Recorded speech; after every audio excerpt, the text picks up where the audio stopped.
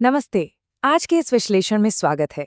सोचिए, एक आम क्लासरूम में बच्चे वही एक्शंस बार बार क्यों रिपीट करते हैं? ये एक बड़ा सवाल है ना। एक स्टूडेंट हमेशा अपना होमवर्क बिल्कुल टाइम पर क्यों सबमिट करता है, जबकि दूसरा बिना किसी ठोस वजह के पूरी क्लास को डिस्टर्ब करता रहता है। चाहे वो गुड बिहेवियर हो या डिसरप्टिव, बच्चे अक्सर उसे दोहराते हैं। और सच कहें तो पूरे एजुकेशन सिस्टम और क्लासरूम मैनेजमेंट का ये सबसे बड़ा यूनिवर्सल चैलेंज है। तो इस सेशन में हम डीपली समझेंगे द साइंस ऑफ लर्निंग और ऑपरेंट कंडीशनिंग को। बेसिक आइडिया ये है कि कैसे कॉन्सिक्वेंसेस यानी हमारे एक्शंस के जो परिणाम होते हैं वो आगे आने वाले बिहेवियर को पूरी तरह से शेप करते हैं। ये सिर्फ साइकोलॉजी का एक हैवी टर्म नहीं है, बल्कि एजुकेशन और टीचिंग के क्षेत्र में एक एब्सोल्यूट गेम चेंजर है। Okay, let's dive into this. आज का अपना रोड मैप कुछ ऐसा रहेगा। सबसे पहले द साइंस ऑफ बिहेवियर, फिर 4 पिलर्स ऑफ कंडीशनिंग, उसके बाद एजुकेशनल एप्लीकेशंस, फिर हम देखेंगे द टाइमिंग ऑफ रिवॉर्ड्स और आखिर में बियॉन्ड द ब्लैक बॉक्स। आइए शुरू करते हैं। Section 1, the science of behaviour. यहाँ हम B.F. स्किनर के फाउंडेशनल लैब एक्सपेरिमेंट्स एक्सप्लोर करेंगे। उनके रैडिकल बिहेवियरिज्म ने उस दौर में एक नई दिशा दी थी, जहाँ ये माना गया कि लर्निंग असल में हमारे एनवायरनमेंट और कॉन्सिक्वेंसेस के थ्रू ही होती है। तो ये ऑपरेंट कंडीशनिंग आखिर है क्या? सिंपल शब्दों में ये एक ऐसा लर्निंग प्रोसेस है जहाँ हमारे वॉलंटरी बिहेवियर्स यानी जो काम हम अपनी मर्जी से करते हैं वो रिवॉर्ड्स और पनिशमेंट से शेप होते हैं। अगर किसी एक्शन के बाद रिवॉर्ड मिलता है तो वो एक्शन हम बार बार करते हैं, और जिसके लिए सजा मिलती है वो ऑटोमेटिकली कम हो जाता है। Very straight forward, right? अब इस कॉन्सेप्ट को हिस्ट्री के सबसे फेमस एक्सपेरिमेंट्स में से एक स्किनर बॉक्स के थ्रू समझते हैं। इमेजिन कीजिए इस 3D चेम्बर को। स्किनर ने इसमें लैब रैट्स को रखा था। होता क्या है, स्टेप 1 में रैट घूमते हुए अचानक एक लेवर प्रेस कर देता है। स्टेप 2 में तुरंत एक फूड पैलेट यानी खाना मिलता है। स्टेप 3 तक आते आते रैट का दिमाग क्लिक करता है। वो सीख जाता है कि लेवर प्रेस करने का डायरेक्ट कनेक्शन खाना मिलने से है, इसलिए वो इस बिहेवियर को बार बार रिपीट करता है। और लीजिए, इस तरह से एक नया बिहेवियर सॉलिडिफाई हो गया। आगे बढ़ते हैं सेक्शन 2 की तरफ। 4 pillars of conditioning, the psychological framework of consequences. Lab से निकलकर अब उन फंडामेंटल टूल्स को समझेंगे जो बिहेवियर शेपिंग की बुनियाद हैं। Now, what's really interesting about this is reinforcement और punishment के बीच का fundamental difference. इन दोनों का आखिरी मकसद बिल्कुल अलग है। Reinforcement किसी भी behavior के होने की संभावना को हमेशा बढ़ाता है ताकि वो आदत बन जाए। उसके बिल्कुल ऑपोजिट, punishment का इकलौता मकसद किसी unwanted behavior को घटाना या पूरी तरह रोकना होता है। यहाँ एक ऐसी चीज़ है जहाँ अक्सर कन्फ्यूजन होती है, इसलिए ध्यान दीजिएगा। साइकोलॉजी में पॉजिटिव और नेगेटिव का मतलब अच्छा या बुरा बिल्कुल नहीं है। पॉजिटिव का मतलब है किसी चीज़ को ऐड करना, कुछ वहाँ पर जोड़ना, और नेगेटिव का सिंपल सा मतलब है किसी चीज़ को रिमूव करना, यानी वहाँ से हटा लेना। जब इन टर्म्स को हम रीइंफोर्समेंट और पनिशमेंट के साथ मिलाते हैं तब ये 2x2 मैट्रिक्स बनता है, यानी 4 अलग कॉम्बिनेशंस। वैसे आगे बढ़ने से पहले एक बहुत ही वाइल्ड हिस्टोरिकल मिथ को क्लियर करते हैं।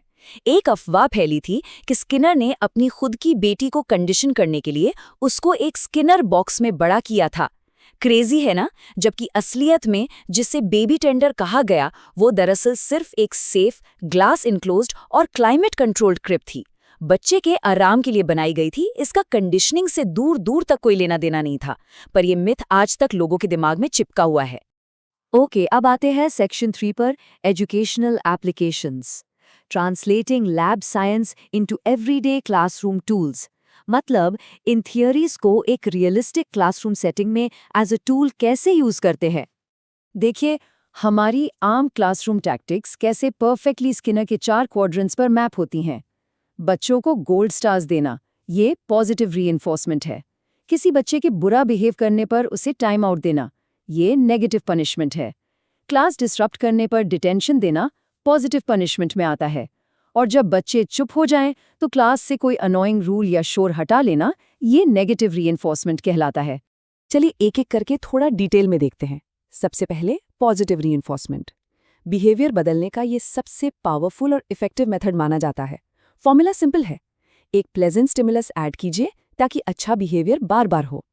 फॉर एग्जाम्पल, अगर एक स्टूडेंट कंसिस्टेंटली अपना होमवर्क करता है और एज अ रिवॉर्ड उसे एक्स्ट्रा रिसेस टाइम मिलता है, तो इससे एकेडमिक इंगेजमेंट इंस्टेंटली बढ़ जाती है। रिवॉर्ड ऐड हुआ और गुड बिहेवियर फिक्स हो गया। एंड दिस ब्रिलियंटली इलिस्ट्रेट्स हमारा अगला पॉइंट, नेगेटिव पनिशमेंट। यहाँ कॉन्सेप्ट है किसी ऐसी चीज को हटा लेना जो स्टूडेंट को बहुत पसंद है, ताकि उसका अनवांटेड बिहेवियर रुक जाए। मान लीजिए कोई स्टूडेंट क्लास में कंटिन्यूअसली मिसबिहेव कर रहा है।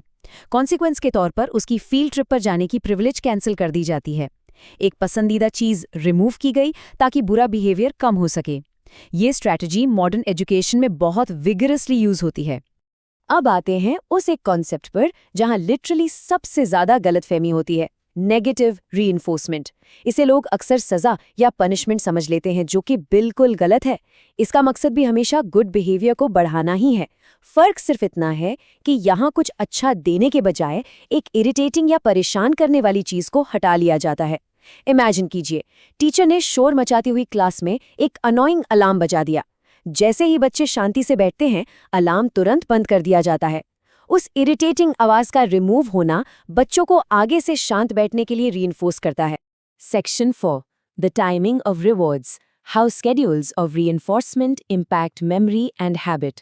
हमने कॉन्सिक्वेंसेस और टूल्स तो देख लिए, लेकिन उन्हें कब अप्लाई करना है? ट्रस्ट मी, ये टाइमिंग असल में और भी ज्यादा क्रूशियल होती है।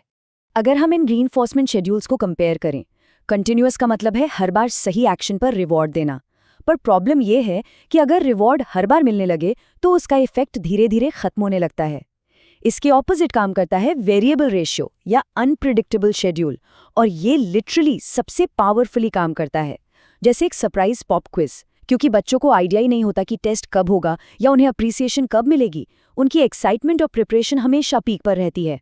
अनप्रिडिक्टेबिलिटी हैबिट को बहुत स्ट्रांगली डेवलप करती है।